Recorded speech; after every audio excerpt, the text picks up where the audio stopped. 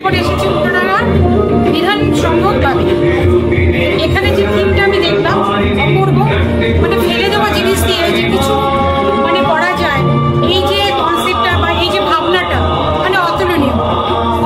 ফেলে দেওয়া জিনিস দিয়ে মায়ের মূর্তি পর্যন্ত তুলে ধরে মতো পরিচয় করিয়ে দিল। কিন্তু মহা অষ্টমীতে আমরা কিন্তু চলে এসেছি বিধানসভা ক্লাবে।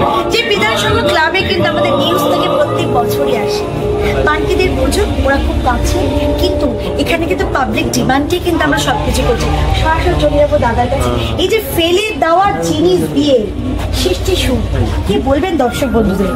আমরা দর্শক বন্ধুদের বলবো, যে জিনিসগুলো আপনারা ফেলে দেন তাতে পরিবেশ অনেক সময় নষ্ট হয়।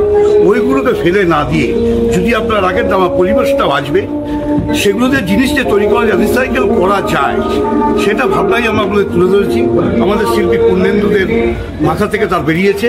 আপনারা দেখতেই পাচ্ছেন আমাদের এখানে আছে ভাঙা টিন, ফাটা বল এবং আমাদের কাপড়ের, এবং সেই জিনিস দিয়ে অনলাইন তৈরি হচ্ছে আমাদের মায়ের দুর্গার মূর্তি।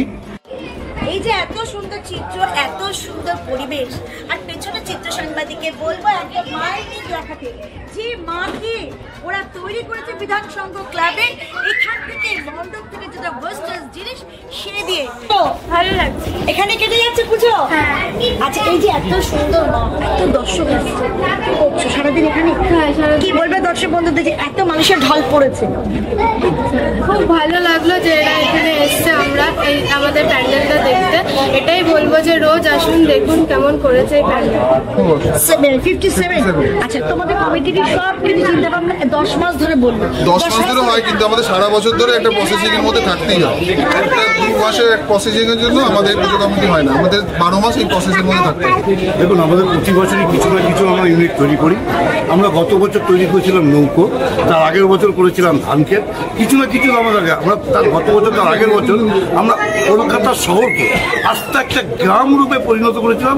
সে ধানটা আমরা নিজেরা বুনেছিলাম, চাষি এনে নিজেরা বুনেছিলাম, ধানটা কিনে এনে কেউ লাগাইনি, আমরা নিজেরা বুনেরা তৈরি করেছিলাম ইউনিকের জন্য।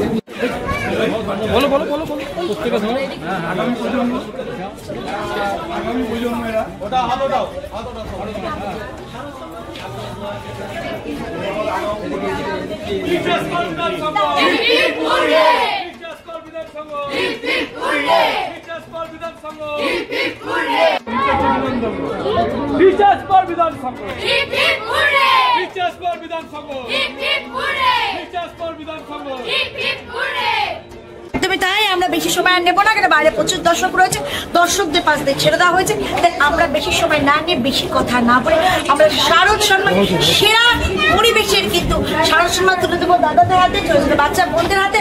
নিউজ 24/7 টিভি থেকে আমরা কিন্তু এই বিধান সংঘ ক্লাবকে সেরা পরিবেশের সম্মানটা তুলে দিচ্ছি।